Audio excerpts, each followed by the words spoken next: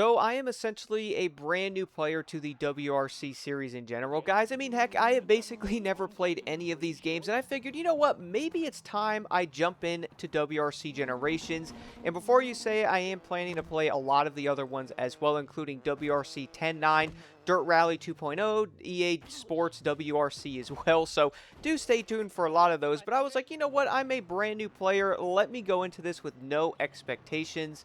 And with me really not watching any of the videos on these games at all, I was like, you know what, maybe that's the best way to go in. Really go into this game not expecting much of anything, but see how I feel about it and play the game for a good amount of time. Now, a few things that really stood out to me really quick in this game, I will admit, is the different weather types in this game, and the way you can have nighttime, daytime. The dynamic weather is very cool. You can go from having a really nice sunny time racing, and then you go from a dark nighttime in the snowstorm to a regular nighttime race in the snow as well, or you can also do a daytime race on the asphalt in a different place.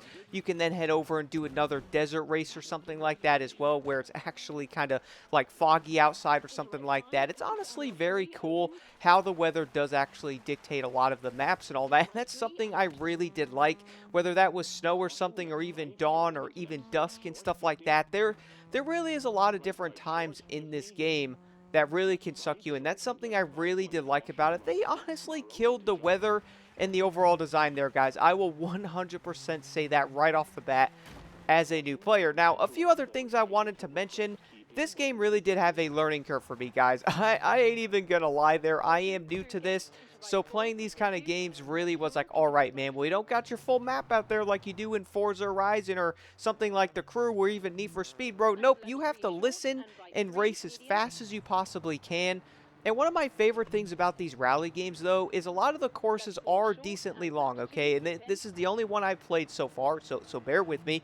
But a lot of the courses are actually pretty long in this game, meaning if you do mess up somewhere towards the end, bro, you are basically cooked. I had a few runs when I was trying to get to the learning curve of the game where I basically flew off the road toward the end of some of the longer events where I would crash or mess up. And I was like, okay, well, I guess I have to slow down a bit there. Like, sometimes the cars can spin out and stuff like that. I have noticed that. And before you guys say it, I'm not on a wheel.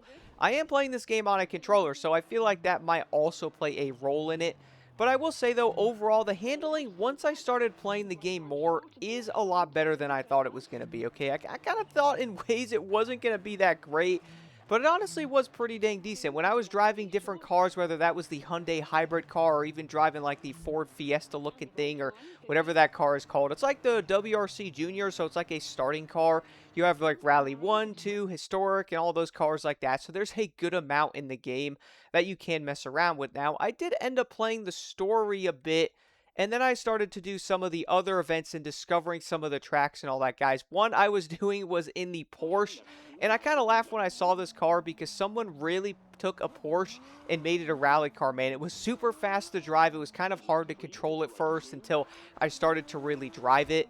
And I was like, okay, well, I got to be a little bit easier on the throttle on this thing, and that would probably help me a little bit. Some of the courses also have insanely tiny roads on them that give you no room for error whatsoever. So if you're going a little too fast and you brake a little bit too late, or you might not be paying attention for like a few seconds, bro, you might honestly be doomed on some of these tracks. And that's something I honestly really do like about it. It kind of gives you like a skill type of thing to where you have to really think when you're driving and not just kind of zoom along on the tracks or something like that. Now, one thing I will say though, and this might sound incredibly dumb, but for some odd reason, guys, I drive better in the hood view in this game more than anything else, and I really have no idea why, okay? I am insanely good at driving the hood view in this game, but for some weird reason, if I go in third-person view, I literally can't drive, bro. I pretty much slide everywhere. I'm just not good at driving. I brake too much. I don't know what it is. I don't know if that's like the way the cars feel. Maybe that's the way the game is designed. The cockpit view is okay, but for some reason, dude, I don't know what it is. I really can drive pretty dang good in the hood view over everything else. And in that view, I kind of have the most fun when I'm playing. I don't know if that's just like me losing my mind or whatever it is. But either way, though, that one is probably my favorite view when I am playing this game. One of the other things I liked in WRC Generations for some weird reason is turning off my lights when I am racing, guys. And specifically in the snow map, it is so dang fun not to have your lights on.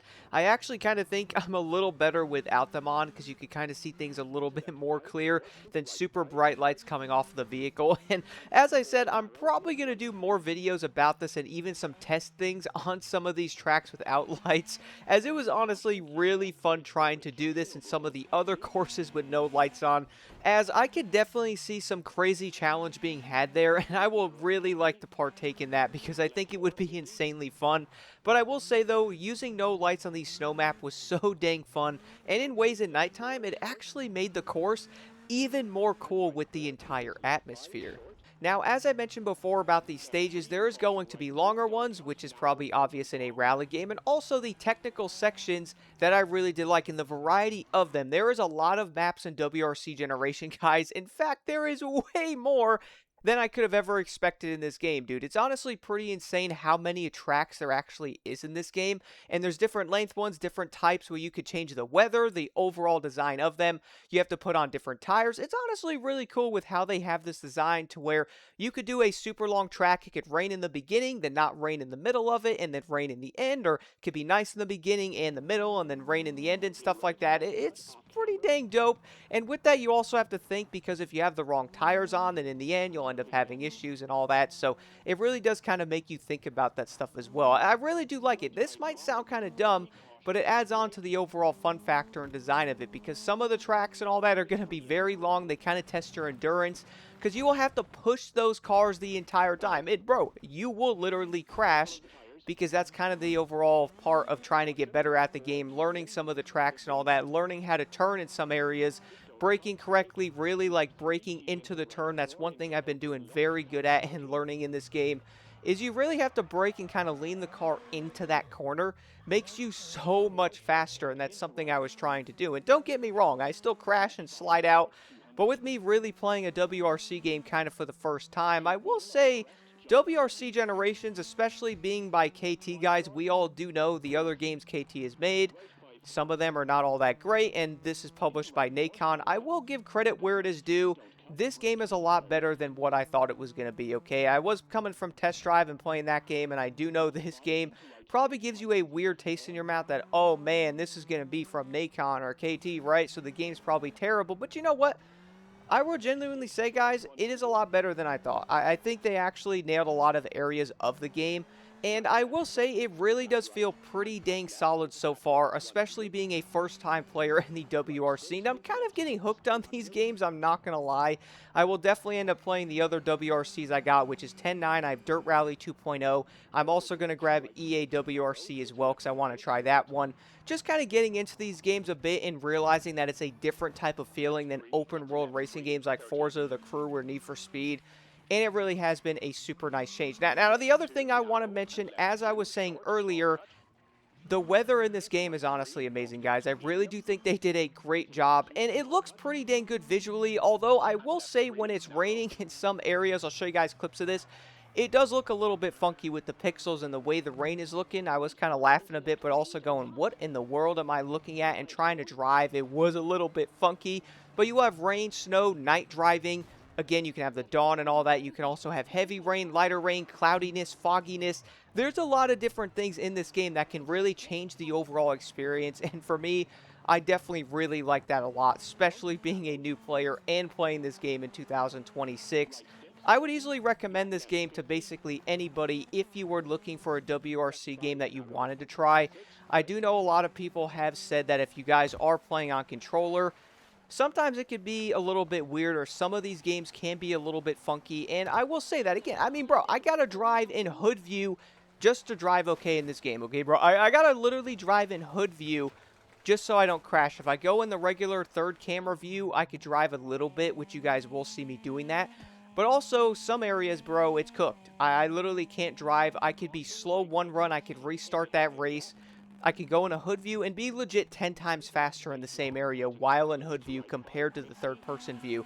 I don't know if that's like a me thing with the controller. I have no clue. But I am 100% not an expert in this game, so I'm still trying to learn. Maybe that makes a difference. But the other part I wanted to say though is someone who normally plays like a lot of arcade racers, I've also been playing more Gran Turismo and different types of those, but I really haven't played a lot of WRC types of games, so I really am kind of new to these guys. The only WRC types of games I have played is the Dirt series, not Dirt Rally 2.0. I am planning to play that, but I was talking about Dirt 1 through 5. I played a lot of those, you know, V-Rally 4 and different games like those and all that. I also played the Arcade Rally Classics, which is kind of similar but not. And I really do think a lot of these games probably would make you a better driver in some areas, man. I mean, when I was playing this, I was literally thinking how to approach corners better, really seeing where I had to go, and also keeping my speed up, making sure I don't run into a building or fly off the road or something like that. It was so dang entertaining. I mean, there was a lot of different cars to drive. I did notice the historic cars. There is a ton of those, so if you guys like those, there is a lot of the historic rally cars in this game.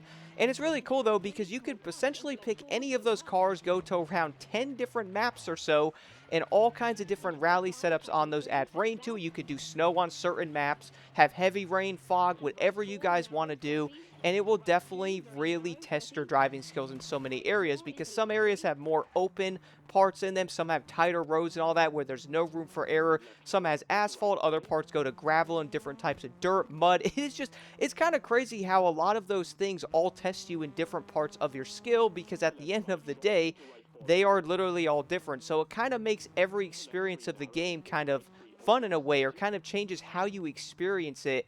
And that's something I really noticed in this game, guys. I will say I'm probably going to plan more videos on this game and also other WRC games with comparisons and all that, but I kind of have to jump into those first. Do let me know what y'all think about WRC Generations in the comments below. I will say right off the bat, for being a new player, not really playing any WRC games, this game was way better than what I expected.